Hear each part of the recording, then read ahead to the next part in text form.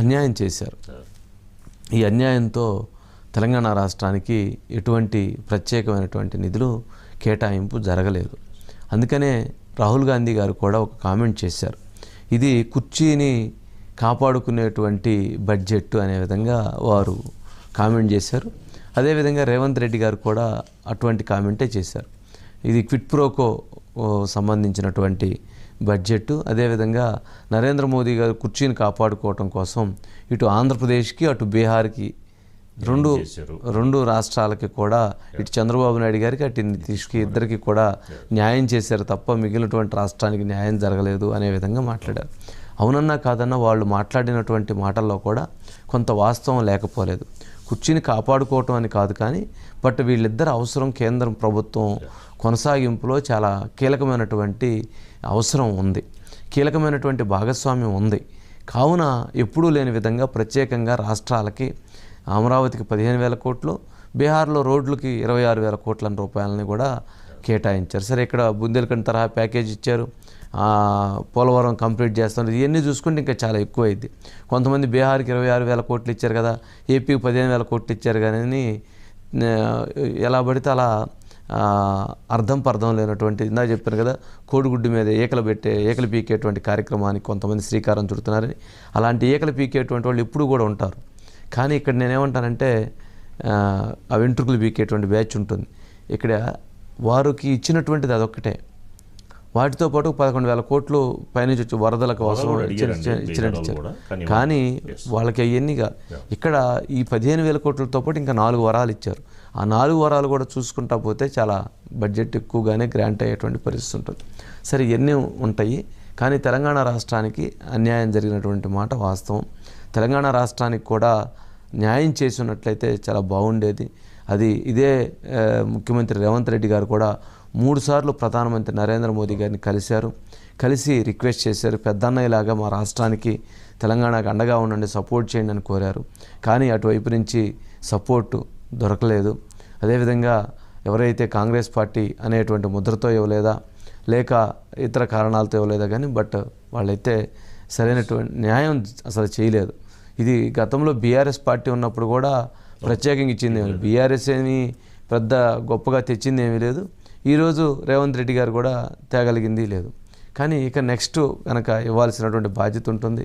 ఏదైతే తెలంగాణ రాష్ట్రానికి ఉన్నటువంటి డిమాండ్స్ను కూడా ఖచ్చితంగా పరిష్కరించాల్సినటువంటి బాధ్యత బీజేపీ పైన ఉంటుంది. ఒకసారి బయట ప్లే చేయండి.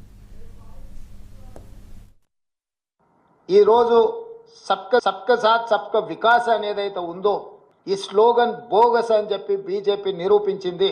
వికసిత్ భారత్ అనే దాంట్లో తెలంగాణ భాగం కాదు అని ప్రధానమంత్రి గారు అనుకుంటున్నట్టుగా ఉన్నది. అసలు మొత్తం బడ్జెట్ను స్థూలంగా చూస్తే వికసిత్ భారత్ 2047 48,21,000 కోట్ల రూపాయల బడ్జెట్ను చూస్తే కుర్చీ బచావో బడ్జెట్ లాగా ఉన్నది. బీహార్కు ఆంధ్రప్రదేశ్కు తప్ప ఇతర రాష్ట్రాల పట్ల కేంద్ర ప్రభుత్వం వ్యవహరించిన తీరు కేవలం కుర్చీని కాపాడుకునే ప్రయత్నంలో భాగంగానే ఈ బడ్జెట్ను ప్రవేశపెట్టినట్టుగా కనిపిస్తుంది. కుర్చీ బచావో బడ్జెట్. దీని కూడా కేటీఆర్ గారు కూడా అడిగారు, ఈ బడ్జెట్లో తెలంగాణకి ఏమైనా కేటాయిస్తారంటే లేదు, పెద్ద సున్నా కేటాయిస్తారు. జనరల్గా ఇప్పుడు కూడా ఏ రాష్ట్రానికి వాళ్ళ ప్రత్యేకంగా ఆంధ్రప్రదేశ్కి బీహార్కే కేటాయింపులు జరిగాయి. ఎందుకంటే వాళ్ళకి అవసరం ఉంది కాబట్టి ఇచ్చారు, లేదంటే ఇచ్చేటువంటి వాళ్ళు కాదు. కానీ పార్టీకి ఒక విధంగా ఎఫెక్టే కదండి. రేవంత్ రెడ్డి గారు ఆరోపిస్తున్నట్టు కిషన్ రెడ్డి గారిని బండి సంజయ్ గారిని వీళ్ళిద్దరిని ప్రధాన, ఇప్పుడు ప్రజలు అంత పెద్ద వాటి మీద యుద్ధాలు చేసి అంత ఆలోచన చేసే పరిస్థితి లేదు. ఇప్పుడు బీజేపీ నేతలు ఏమడుగుతారంటే, మీరు అసలు ఇంతవరకు ఏం ప్రపోజల్స్ పెట్టారు, మీరేమి ఇచ్చారు, మరి మేము ఇచ్చినటువంటి గ్రాంట్స్ తోటే కదా మీకు ఇవన్నీ జరుగుతుందని ఇంకొక విధానం తీసుకొస్తారు. బట్ అవన్నీ పొలిటికల్ గేమ్ తోటి జరిగిపోయేటువంటి అంశాలు. కానీ సరే, అజిత్ గారు గుడ్ ఈవినింగ్ అండి. ఏంటి మొత్తానికి పాపం ఆంధ్రప్రదేశ్కి ఏమన్నా కొంత న్యాయం జరిగింది అనుకోవాలి, తెలంగాణ రాష్ట్రానికి అన్యాయం జరిగింది. ఆంధ్రప్రదేశ్కి సంబంధించినంత వరకు మనం చూస్తే, అంటే నాకు 2014లో మాట్లాడినటువంటిదే గుర్తొస్తుంది పార్లమెంట్లో. అప్పుడు కూడా నిర్మలా సీతారామన్ గారు 1,500 కోట్ల రూపాయల గ్రాంట్స్ ప్రకటిస్తున్నాము అమరావతి కోసం అన్నారు. కానీ కరెక్ట్గా మళ్ళీ 10 సంవత్సరాల తర్వాత ఆ రాష్ట్రానికి రాజధాని లేదు, అప్పులు ఇచ్చేటువంటి వాళ్ళు లేరు అటువంటి రాష్ట్రానికి ఇప్పుడు 15,000 కోట్ల రూపాయలు ఇచ్చి ఆదుకోవాల్సిన పరిస్థితి ఏర్పడిందని కూడా ప్రకటించారు. అంటే ఇవన్నీ చెప్పినటువంటి అంశాలను చూస్తే రాజకీయంగా అవసరం ఉంది కాబట్టి సరే ఇచ్చారు, ఇది ఫ్యాక్ట్. రాజకీయంగా అవసరం లేకపోతే ఇచ్చేటువంటి వాళ్ళే కాదు, అది జగమెరిగినటువంటి సత్యం. కానీ అది జగన్ ఎరగనటువంటి సత్యం ఏదైనా ఉందంటే అది జగన్మోహన్ రెడ్డి గారు ఎరగనటువంటి సత్యం అదేనేమో. మరి ఆయన ఏమంటారంటే ఇప్పటికీ కూడా పాపం ఆయన ఫ్లైట్ ఎక్కకముందు ఈ బడ్జెట్ రాలేదు, ఢిల్లీలో ల్యాండ్ అయ్యేటప్పటికి ఈ బడ్జెట్ వచ్చింది, ఇక్కడ ఆంధ్రప్రదేశ్కి ఒక పాజిటివ్ వైబ్రేషన్ వచ్చింది. పాపం మరి ఆయన ఆవేదన ఇంకో రకంగా ఉండుండొచ్చేమో.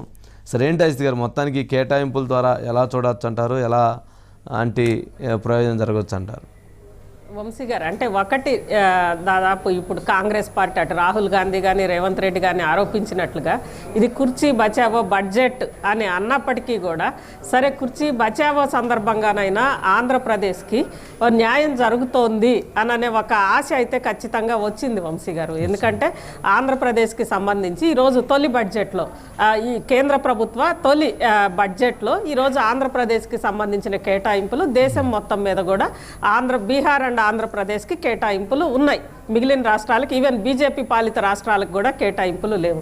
కానీ ఆంధ్రప్రదేశ్కి సంబంధించిన కేటాయింపులు కుర్చీ బచావో వాటన్నిటికంటే కూడా ఈరోజు నిర్మలా సీతారామన్ గారు పార్లమెంట్లో చెప్పినట్లుగా ఆంధ్రప్రదేశ్ పునర్విభజన చట్టానికి అనుగుణంగా ఆ రోజు పునర్విభజన చట్టంలో ఏవైతే ఉన్నాయో దాదాపు 1,00,000 కోట్ల రూపాయల వరకు కూడా రాష్ట్ర రాజధానికి, అదేవిధంగా ప్రత్యేక ప్యాకేజీ, ఇవన్నీ కూడా వెనుకబడిన ప్రాంతాలకు బుందేల్ఖండ్ తరహా ప్రత్యేక ప్యాకేజీ, పోలవరం, ఇవన్నీ ప్రత్యేక హోదాతో పాటు ఇవన్నీ ఉన్నాయి కదా, వాటికి అనుగుణంగానే అందులో భాగంగానే 15,000 కోట్లు కేటాయింపులు జరిగాయి.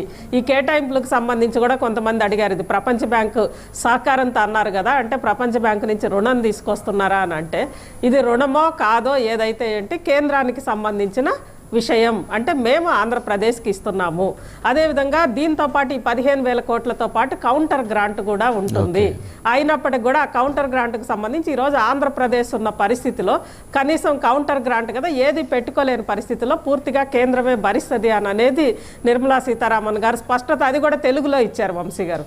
మొత్తం నేషనల్ మీడియా లేదా నేషనల్ అడ్రస్ చేస్తూ తెలుగులో ఆమె దీనికి సంబంధించి ఇచ్చారు. అంటే పూర్తిగా ఆంధ్రప్రదేశ్ పరిస్థితిని అయితే నిర్మలా సీతారామన్ గారు చాలా చక్కగా వివరించారు వంశీ గారు. దేశంలో 10 ఏళ్లుగా రాజధాని లేని రాష్ట్రం ఏదన్నా ఉందా అంటే ఎక్కడన్నా ఉందా అంటే అది ఆంధ్రప్రదేశ్. అదేవిధంగా ఆంధ్రప్రదేశ్ ఆర్థిక పరిస్థితికి సంబంధించి ఇవన్నీ కూడా చాలా చక్కగా వివరించారు. అదేవిధంగా పోలవరం జీవనాడి అనే పోలవరము ఈరోజు బడ్జెట్లో ప్రధానంగా నిన్న ఎకనామికల్ సర్వేలో మొత్తం దేశం మొత్తం మీద కూడా వంశీ గారు అంటే ఆహార భద్రతకి సంబంధించిన ఒక అంశం అనేది ఆందోళనకరంగా ఉంది. ఆహార కొరత అనేది దేశంలో ఉత్పన్నమవుతోంది, అదేవిధంగా ఆహార ఖరీదు కూడా పెరుగుతోంది అని చెప్పి నిన్న ఎకనామికల్ సర్వేలో చెప్పిన నేపథ్యంలో ఈరోజు పోలవరాన్ని కేవలం ఒక ఇరిగేషన్ను, అదేవిధంగా జీవనాడి అంటూ ఆహార భద్రతకి కూడా పోలవరం ఉపయోగపడుతుంది అనేది స్పెసిఫిక్గా మెన్షన్ చేశారు వంశీ గారు. అంటే ఖచ్చితంగా పోలవరాన్ని పూర్తి చేయడానికి, అంటే ఈ దేశంలో కొంతవరకు పోలవరం పూర్తయితే దేశంలో దేశానికి ఆహార భద్రత ఏర్పడుతుంది, కొంతవరకు పోలవరం కూడా అందులో పార్ట్ అవుతుంది అనేది ఆమె చెప్పారు. అదేవిధంగా మిగిలిన వెనకబడిన ప్రాంతాల ప్యాకేజీలో ప్రకాశం జిల్లాను కూడా చేర్చారు. ఇంతకుముందు రాయలసీమ, ఉత్తరాంధ్ర, అదేవిధంగా ప్రకాశం జిల్లా మొత్తం మీద అడుగు అయితే నిజంగానే మీరు అన్నట్లుగా మీరు ఇంతకు ముందు అన్నారు కదా వంశీ గారు, వెంటిలేటర్ మీద ఉన్న రాష్ట్రానికి చంద్రబాబు నాయుడు గారు కూడా చెప్పారు ఇది ఆక్సిజన్ మాత్రమే అని చెప్పి. ఆక్సిజన్ అయితే వచ్చింది వంశీ గారు. అంటే ఊపిరి, వెంటిలేటర్ మీద ఊపిరి ఉంటదా పోతుందా అని అనుకున్న దగ్గర ఊపిరి అయితే నిలబడింది వంశీ గారు. ఇక మొత్తం జవసత్వాలన్నీ కూడా రానున్న బడ్జెట్లలో, కేంద్రం ఇంకా 4 బడ్జెట్లు ఉన్నాయి కదా వంశీ గారు, వాటిల్లో మనం ఖచ్చితంగా ఆంధ్రప్రదేశ్ జవసత్వాలు ఏర్పరచుకుంటది అనేది ఖచ్చితంగా అది ఇక గ్యారంటీ అనే ఒక ఆశలు చిగురించినాయి వంశీ గారు. ఎస్ అండి. ఇక సుధాకర్